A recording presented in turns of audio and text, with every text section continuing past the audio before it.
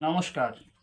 18ই October 2025 সালের ধনতেরাসের দিন সব থেকে শুভ সময় হচ্ছে সন্ধে 7টা 44 থেকে 8টা 41 পর্যন্ত।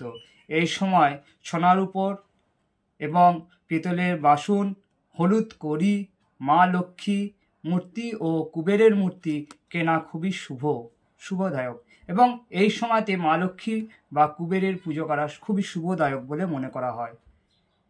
এছাড়াও ধন্বন্তরীর পুজো করা যেতে পারে সেদিনকে।